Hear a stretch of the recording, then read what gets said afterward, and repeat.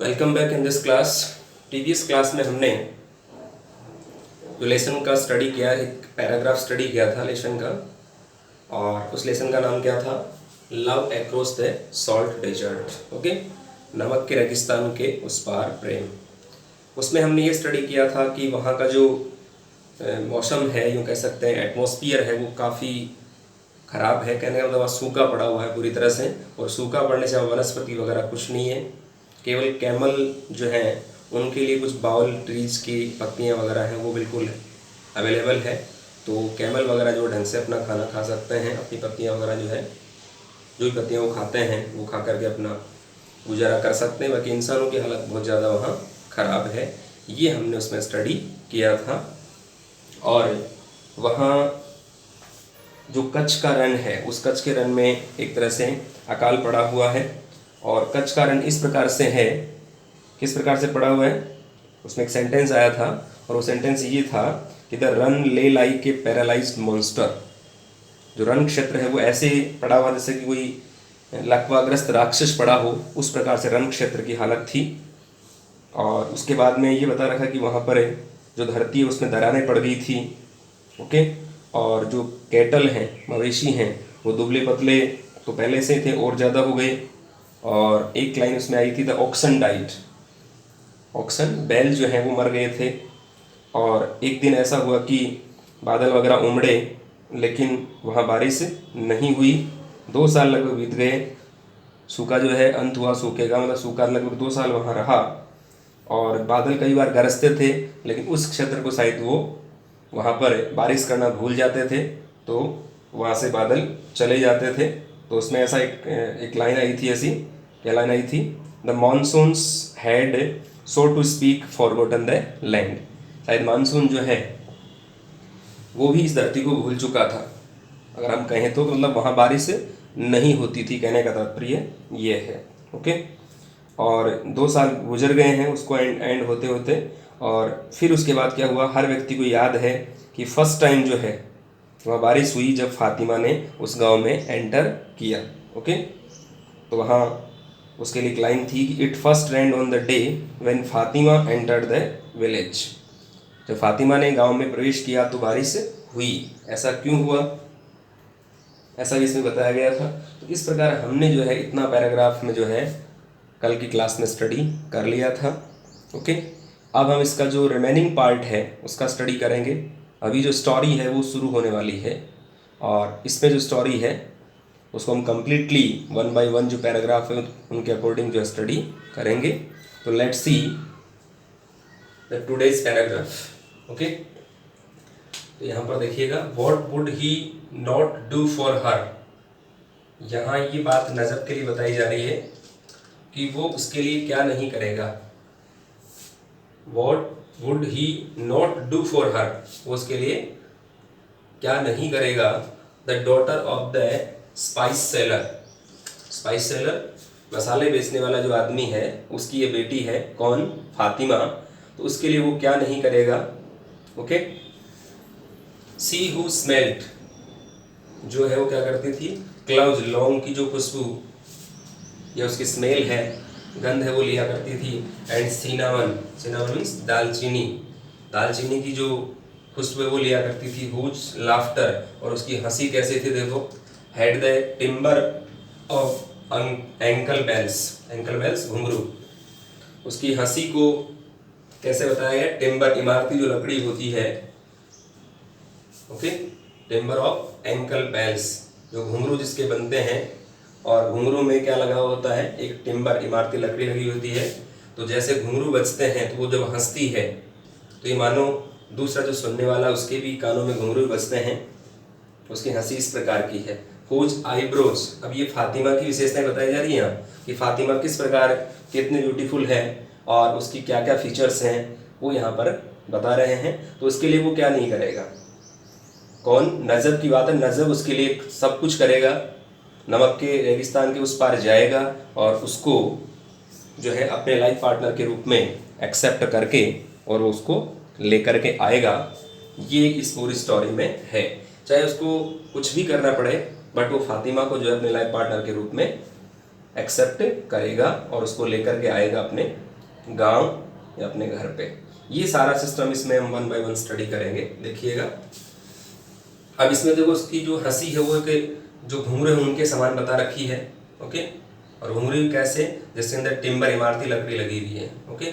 और whose eyebrows, जिसकी आंखें, आईब्रोज भौहें जो होती हैं, वर लाइक ब्लैक विस्प, वो कैसी थी, ब्लैक काली, विस्प लटें, जैसे कि रात की क्या हो, काली लटें हो, वैसी उसकी आईब्रोज थी।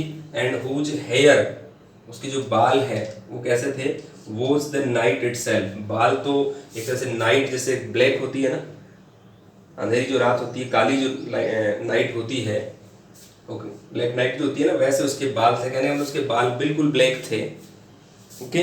तो बालों की जो तुलना है या बालों का जो कंपैरिजन है वो नाइट जो है उसके समान बताया गया है, ओके।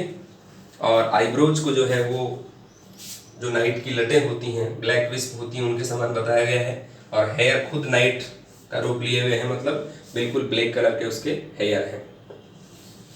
अब देखो फॉर हर, उसके लिए, किसके लिए, फातिमा के लिए, he would cross the salt desert, वो क्या करेगा, इस नमक के रेगिस्तान को क्रॉस करेगा, नमक के रेगिस्तान को क्रॉस करके और वहाँ वो जाएगा जहाँ फातिमा रहती है, चाहे उसको कितनी भी प्रॉब्लम का फेस करना पड़े, कितनी भी समस्याओं का सामना करना पड़े, लेकिन वो जाएगा और जाकर के और फातिमा को लेकर के आएगा, ऐसा इसमें जो है बता रखा है। पैराग्राफ के अकॉर्डिंग हम स्टडी कर रहे हैं। अब यहाँ से इसका जो है जर्नी स्टार्ट होता है। He had state the day at काला डूंगर, वो कहाँ रुका है, काला डूंगर नाम की जगह है, वहाँ दिन में रुका, ओके। और ए ब्लैक हिल, एक काली जो पहाड़ी है, कैप्ड विथ बेसाल्ट, वो एक चट्टान से ढकी हुई थी, काली जो पहाड़ी है वो एक चट्टान से ढकी हुई थी। The highest in Kutch, highest उच्च, सबसे ऊंची जो है वो कच्छ में वही काली पहाड़ी है। तो काली पहाड़ी जो है वो एक बहुत बड़ी चट्टान जिसका नाम है बेसाल्ट, उससे ढकी हुई थी।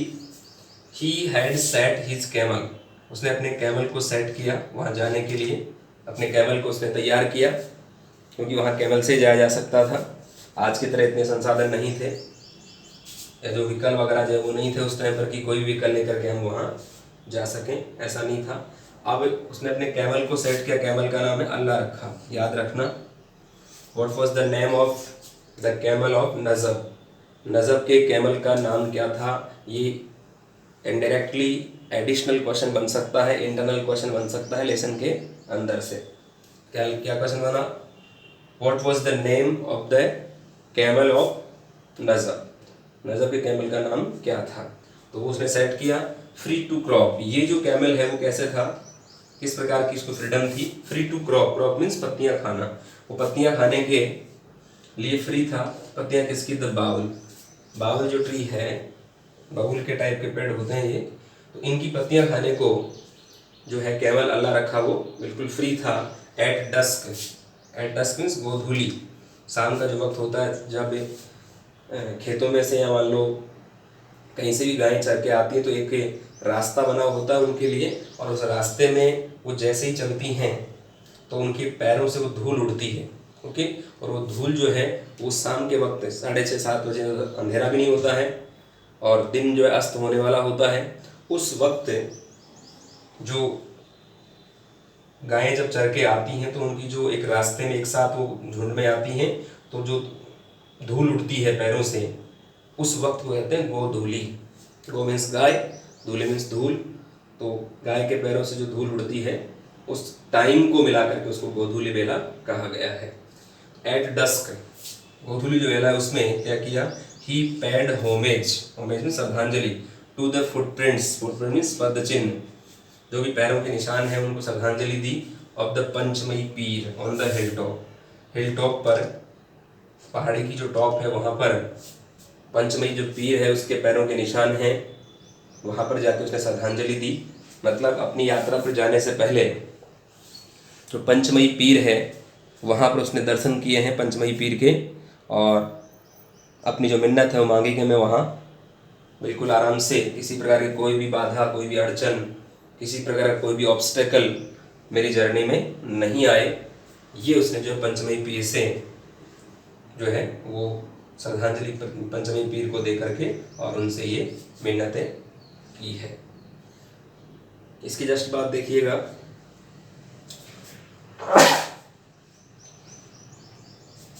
इसके बाद में इसमें ये बता रखा है कि उसने किसको श्रद्धांजलि दी, पंचमी पीर के जो पदचिन्ह हैं उनको श्रद्धांजलि दी। और वो पहाड़ी पर थे ऊपर।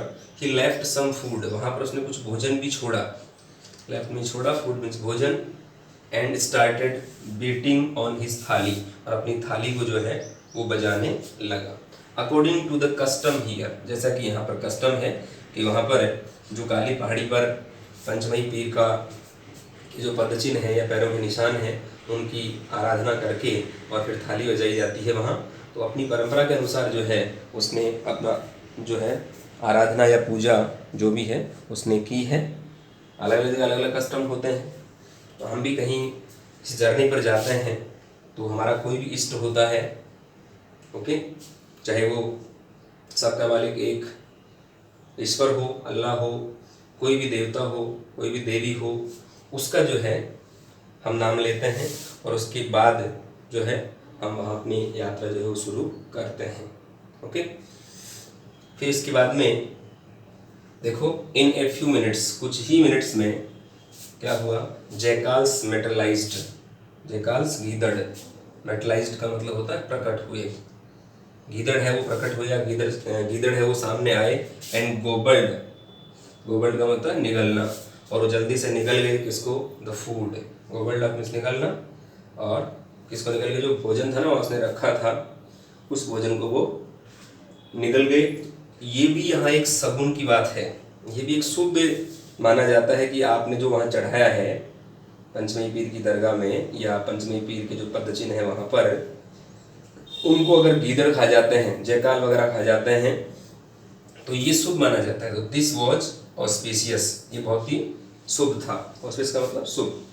If they had not turn, यदि वो नहीं मुड़ते, कौन, गीदड़, he would have considered the ill effect, तो क्या माना जाता, उस पर एक तरह से बुरा प्रभाव जो है, यात्रा के जो बुरे प्रभाव हैं शकुन के रूप में वो माने जाते, और उससे क्या होता, the omen serious enough to have cancelled the journey, और उसको जर्नी है वो कैंसिल करनी पड़ती।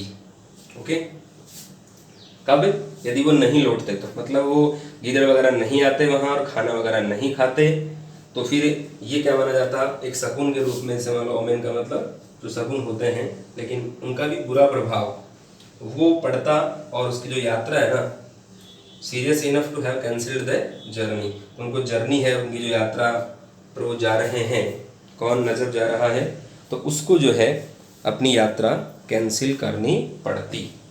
ये वहाँ एक परंपरा है कि जर्नी पर जाने से पहले यहाँ पर वो आराधना करे, अपनी जो भी पूजा आराधना जो भी है वो करते थे लोग यहाँ, और करके और फिर अपनी जो जर्नी उसको स्टार्ट करते थे। लेकिन गीदड़ वहाँ आना, गीदड़ का वहाँ खाना खाना ये मस्ट है, इसको बहुत अच्छा शगुन जो है वो मानते हैं। गीदड़ ने यदि खाना नहीं खाया तो फिर इसका मतलब इल इफेक्ट है, शगुन का जो इल इफेक्ट होता है वो माना जाता था। ये हमने इसमें स्टडी किया है। ओके, तो इस प्रकार हमें 1 बाय 1 जो है लाइन के अकॉर्डिंग हमें स्टडी करनी है, इसमें क्या बता रखा है। ओके, और एक एक जो लाइन है उसको हमें थोड़ा सा कनेक्ट करके ही स्टडी करनी है। यदि हम कनेक्ट करके स्टडी नहीं करेंगे तो बीच का जो रेलेवेंस है, उनका लिंक जो है वो लिंक टूट जाएगा, और लिंक टूटने से हमें पूरी स्टोरी समझ में नहीं आएगी। तो इसके लिए हमें क्या करना चाहिए, एक एक जो स्टेटमेंट है उसको हमें ढंग से देखना चाहिए और लिंक करके ही हमें स्टडी करनी चाहिए। ये लिंक करके स्टडी हम नहीं करेंगे तो पीछे वाला जो पैरा है वो हमें 1% ही समझ में नहीं आएगा। ओके, तो आप जो है हर पैरा को लिंक करके आपको स्टडी करनी है। पिछले पैरा को देखना है ढंग से, ओके। और उसके बाद है नेक्स्ट वाला पैरा जो है वो देखना है, ओके। तो ये हमने इसमें स्टडी किया है।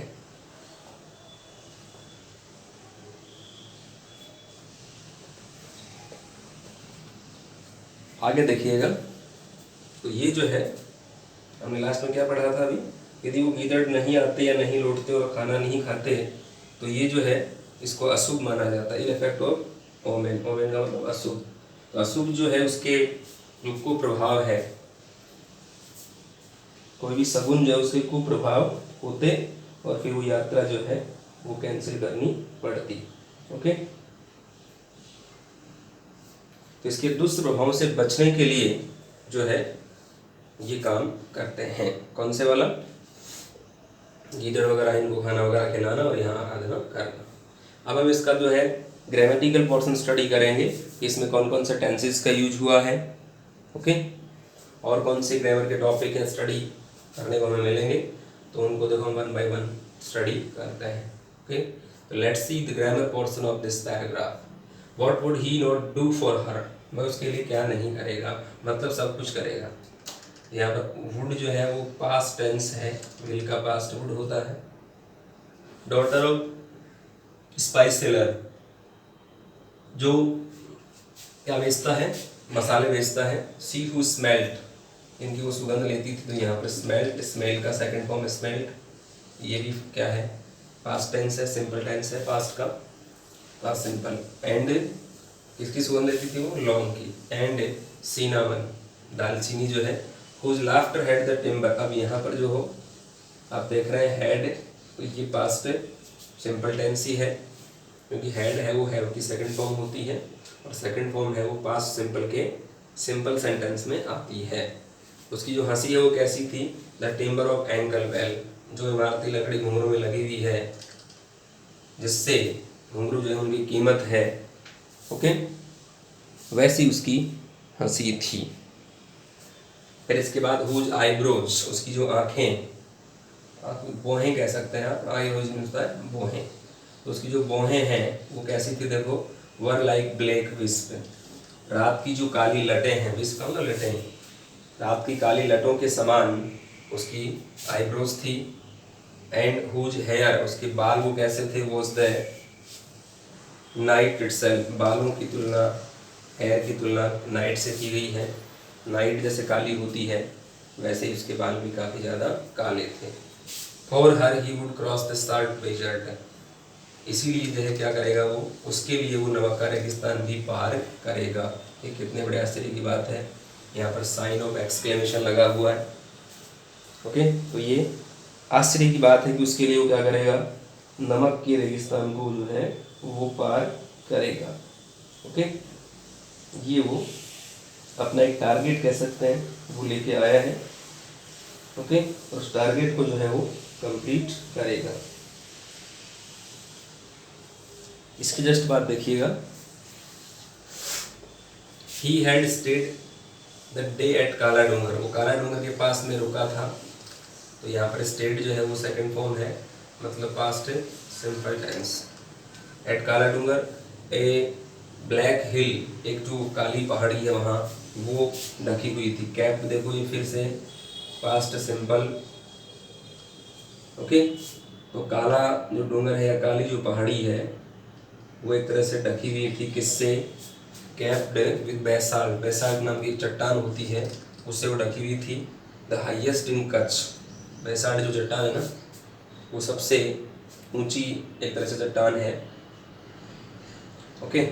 He had set his camel, उसने अपने कैमल को सेट किया यात्रा के लिए। तो यहाँ पर भी ये क्या है, सेकंड फॉर्म है, मतलब पास्ट, ये यहाँ थर्ड फॉर्म है। ही हैड दे रखा है ना, इसलिए हैड के साथ थर्ड फॉर्म आती है, तो ये थर्ड फॉर्म है, मतलब पास्ट परफेक्ट टेंस है, ओके। इसके जस्ट बाद में जो है नाम क्या है कैमल का, अल्लाह रखा। तो ये क्वेश्चन आ सकता है, ध्यान रखना इसका, कि what was the name of the camel of Najab, Najab के कैमल का नाम क्या था, ये आपसे पूछा जा सकता है एडिशनल क्वेश्चन के अकॉर्डिंग। स्टूडेंट्स देखिएगा आगे, अब वो अल्लाह रखा जो है ना फ्री टू क्रॉप, वो क्रॉप का मतलब खाना, पत्तियों को खाने के लिए वो आज़ाद था। जो पेड़ों की पत्तियां, बाउल ट्रीज की जो पत्तियां हैं उनको खाने के लिए वो बिल्कुल आज़ाद था। At dusk he paid homage, शाम को गोधूली जो वेला है उसमें उसने पेड किया क्या, होमेज। यहाँ पे सेकंड फॉर्म मतलब past simple tense. To the footprint of the Panchmahi Peer, Panchmahi पीर के जो फुटप्रिंट हैं, पैरों के चिन्ह हैं, ओके, जो काली पहाड़ी पर है, पहाड़ी के ऊपर है बिल्कुल एक टॉप पे, उनको एक तरह से क्या दिया, श्रद्धांजलि अर्पित की यात्रा पर जाने से पहले। ओके, इसके बाद देखो ही लेफ्ट, अब यहाँ पर भी पास्ट सिंपल टेंस है, लीव का सेकंड फॉर्म लेफ्ट और थर्ड फॉर्म भी लेफ्ट। तो रवाना हुआ, सॉरी छोड़ा उसने, रवाना बाद में होगा भी। ही लेफ्ट सम फूड, वहाँ उसने कुछ भोजन छोड़ दिया। And started beating on his थाली, और थाली को जो है वो पीटने लगा। तो यहाँ पर भी जो है आप देख रहे हैं ये भी सेकंड फॉर्म है। तो सेकंड फॉर्म का मीन्स क्या हो गया, पास्ट सिंपल। थाली पीटने लगा, ये उनका कोई सिस्टम होता होगा आराधना करने का, according to the custom here, यहाँ पर जो रिवाज है उस रिवाज के अकॉर्डिंग वो थाली पीटने लगा। इन ए फ्यू मिनट्स वो थाली पीटते क्या हुआ, जयकाल आ गए, गीदड़ आ गए वहाँ, जयकाल्स मेटलाइज्ड, ये सेकंड फॉर्म है मतलब प्रकट हुए। एंड गोबल्ड अप, या गोबल्ड भी कह सकते हैं, मतलब जल्दी से निकलना, और वो जल्दी से निकल गए किसको, उस भोजन को, द फूड, उस भोजन को वो निकल गए। तो ये उनके लिए क्या था, दिस वॉज ऑस्पिशियस, ये क्या था उनके लिए, एक शुभ था, एक शुभ संकेत था उनकी यात्रा का। उनकी यात्रा सफल जो है वो 101% सफल होने वाली थी। If they had not turn, यहाँ पर क्या है, जो कंडीशन है, कंडीशन सेंटेंस में जो लास्ट कंडीशन होती है जिसको हम कहते हैं अनफुलफिल्ड कंडीशन। ओके, उस कंडीशन में क्या होता है, हेड के साथ वर्ब की थर्ड फॉर्म आती है एक सेंटेंस में से, इधर आ रहा है, मान लो ये हेड है और इसके साथ ये थर्ड फॉर्म है। ओके, ये एक सेंटेंस हो गया, इसके जस्ट बाद में ये सेंटेंस यहाँ फिनिश है। ओके, और उसके जस्ट बाद में would have, might have, should have, इनमें से कोई भी एक मॉडल आ जाएगा, वुड, कुड, माइट और शुड, इनमें से। और फिर उसके साथ में हैव प्लस वर्ब की थर्ड फॉर्म, वुड आ गया ना, उसके साथ वर्ब की थर्ड फॉर्म दे रखी है। तो ये होता है कंडीशन नंबर थर्ड, जिसको अनफुलफिल्ड कंडीशन कहते हैं। यदि ऐसा होता तो ऐसा हो जाता, इसमें ऐसा जो मीनिंग लिया जाता है। जैसे यहाँ क्या लिया हुआ है, यदि वो नहीं लौटते, कौन, गीदड़, तो ही वुड हैव कंसिडर्ड, उसके लिए क्या माना जाता, the ill effect of the omen serious enough to have considered the journey. तो क्या होता, ये माना जाता the ill effect of the omen, जो भी शकुन होते हैं बुरे, जो अपशकुन होते हैं उनके जो बुरे प्रभाव है वो गंभीर होते। ओके, और to have cancelled the trip, उस यात्रा को कैंसिल करने के लिए इसके जो बुरे शकुन के बुरा शकुन हो जाता, और जो बुरे प्रभाव हैं उन बुरे प्रभावों के कारण यात्रा रद्द करनी पड़ती, या यात्रा रद्द करनी पड़ जाती। ओके, क्या नहीं होता, यदि वो उधर नहीं मुड़ते खाना खाने के लिए, ओके, तब ये यात्रा जो है पूरी पूरी कैंसिल हो जाती। क्योंकि वे जो शगुन अपन लेते हैं या शगुन जो अपन लेते हैं कहीं जाने के लिए, वो शगुन उसके अच्छे नहीं होते, और अच्छे नहीं होते तो फिर यात्रा भी उसकी अच्छी नहीं होती। ओके, तो उनको यात्रा फिर क्या करनी पड़ती, कैंसिल ही करनी पड़ती, रद्द करनी पड़ती। ओके, तो ये हमने इसका ग्रामर पोर्शन स्टडी किया है। अब मैं बार बार आपको कह रहा हूँ, आपको जो वीडियो है, जो भी क्लास चल रही है, उसको आपको कंप्लीटली देखना है। देखो, अगर आप कंप्लीट नहीं देखते हैं तो मुझे नहीं लगता कि आपको कंप्लीट इसका बेनिफिट मिल पाएगा। Okay, if you want to get the complete benefit from online classes, then you have to watch these classes completely. आपको इन सभी क्लासेस को कंप्लीटली देखना है, अन्यथा ये बात समझ में नहीं आएगी। क्योंकि पैराग्राफ हम स्टडी कर रहे हैं, एक क्लास में एक पैराग्राफ स्टडी करते हैं, इसका लिंक फिर आगे वाले से करते हैं।